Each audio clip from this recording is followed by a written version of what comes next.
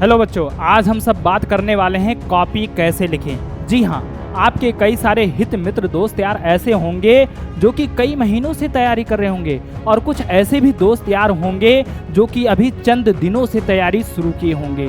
तो आप सोचो, चंद दिनों से तैयारी करने वाला बच्चा अधिक नंबर पा जाता है और कई महीनों से तैयारी करने वाला बच्चा कम नंबर पाता है। आखिर में ऐसा क्यों? क्या अधिक दिनों से तैयारी करने वाले बच्चे ने कम मेहनत की थी? जी बिल्कुल नहीं। आखिर में दोनों में क्या अंतर था? तो दोनों में अंतर था आंसर राइटिंग स्किल का। जी, आंसर राइटिंग स्किल आज के समय में मायने ये नहीं रखता कि आप कितना नॉलेज रखते हैं, बल्कि मायने ये रखता है कि आप बोर्ड एग्जाम की कॉपी में आपका लिखने का फॉर्मेट क्या है। इस वीडियो को शूट करने से पहले मैंने कई सारे बच्चों से बात की कि वो कॉपी लिखते कैसे हैं और कई सारे टीचरों से भी बात की कि वो कॉपी चेक करते समय देखते क्या हैं। 60 कट में आंसर लिखा, बिल्कुल सही जवाब लिखा बेटा। अब इसमें आपको 15 में 15 देने पड़ेंगे, कहीं से कोई कमी नहीं है। कहाँ से काटोगे नंबर? तो उन टीचरों ने हमें बताया कि बच्चे जब कॉपी लिखते हैं तो हम उसमें ये ज़्यादा गौर नहीं करते कि बच्चों ने क्या लिखा है, बल्कि हम इस चीज़ पर ज़्यादा ध्यान देते हैं कि बच्चों के कॉपी लिखने का फॉर्मेट क्या है।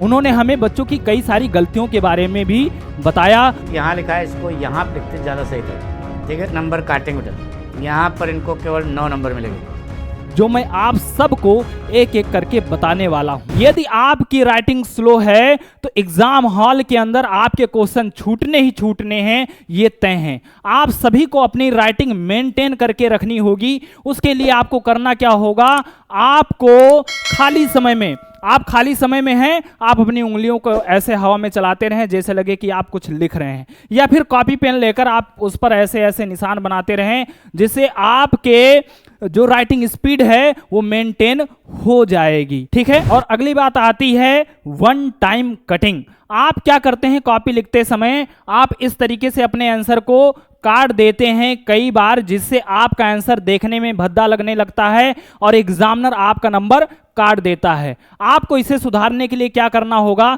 जिस भी क्वेश्चन में आपको कंफ्यूजन हो, सबसे पहले आप पीछे रफ हेडिंग डालकर और उसमें मूल बिंदु को लिख लें। उसके बाद अपने आंसर लिखें, जिससे आपका आंसर बिल्कुल नीट एंड क्लीन लगे और एग्जामिनर आपको पूरे के पूरे नंबर दे। और अगली बात आती है नो रिमेंबर। आप एग्जाम हॉल के अंदर बैठते हैं, आपको याद ही नहीं आता कभी कभी कि आखिर में इसका आंसर हमें क्या लिखना है। तो आपको सबसे पहले करना क्या है? आपको उसमें के कुछ मूल शब्द पकड़ने हैं और उस मूल शब्द से संबंधित चैप्टर आपको याद करना है। और जब चैप्टर याद आ जाए तो ये किस टॉपिक का है वो टॉपिक आपको याद करने हैं। जैसे ही आप टॉपिक को याद करते हैं, आपको ये जरूर याद आ जाएगा कि आखिर में इसमें लिखना क्या है, और उस टॉपिक से संबंधित आपके दिमाग में जो भी आता है आप लिख डालिए। अगर वो 4 नंबर का है तो एग्जामिनर गिरे हाल में आपको तो 2 नंबर देगा ही देगा, ये मेरा वादा है। तो अगला हम बात करने वाले हैं कुछ प्रेजेंटेशन टिप्स जो उन टीचरों ने हमें बताई थी, जिसमें सबसे पहला है द कीवर्ड स्ट्रेटजी, मतलब कि आंसर राइटिंग टेक्निक का। अब ये आंसर राइटिंग टेक्निक क्या है? जब आप कोई भी आंसर लिखते हैं तो जो आपके मूल शब्द हैं उसे आपको क्या करना है? ऐसे अंडरलाइन कर देनी है। अगर आप अंडरलाइन कर देते हैं तो एग्जामिनर की नजर सिर्फ और सिर्फ आपके मूल शब्द में जाती है।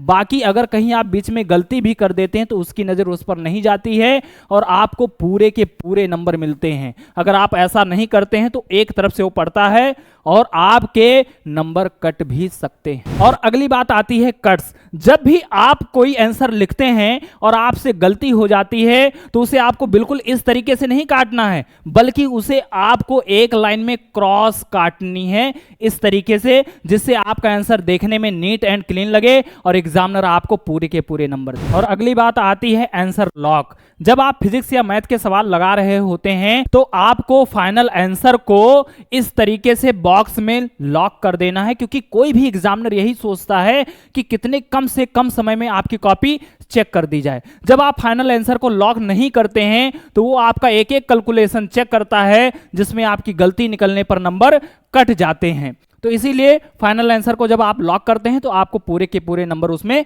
मिलते हैं। अगली बात आती है डिफरेंट टाइप क्वेश्चन। जब आप इस तरीके से एक हेडिंग डालते हैं और उसके बारे में लिखते हैं, फिर दूसरी हेडिंग डालते हैं उसके बारे में लिखते हैं, तो ऐसे में एग्जामिनर को दोनों में डिफरेंस करने में दिक्कतें हो जाती हैं, जिससे वो आपके नंबर काट लेता है। तो इसलिए आपको करना क्या है, आपको एक टेबल बनानी है, बीच में एक लाइन खींचना है और एक का इधर एक का इधर, दोनों का डिफरेंस इस तरीके से लिख देना है, जिससे एग्जामिनर को कॉपी चेक करने में दिक्कत ना हो और आपको पूरे के पूरे नंबर मिले। और अगली बात आती है क्वेश्चन सीक्वेंस की। जैसा कि आप यहां देख रहे हैं कि जो है यहां पहले 28 नंबर लिखा गया है, उसके बाद 26 नंबर लिखा गया है। आपको ऐसा बिल्कुल भी नहीं करना है। आपको क्या करना है, क्वेश्चन को बिल्कुल सीक्वेंस में 1 2 3 जब आप इस तरीके से लिखते हैं तो एग्जामिनर को कॉपी चेक करने में बिल्कुल भी दिक्कत नहीं होती। वो सीरियल वाइज कॉपी चेक करता है और आपको पूरे के पूरे नंबर देते चला जाता है। तो आज जो हमने आपको टिप्स बताए हैं, यदि इन सारे टिप्स को आप फॉलो करते हैं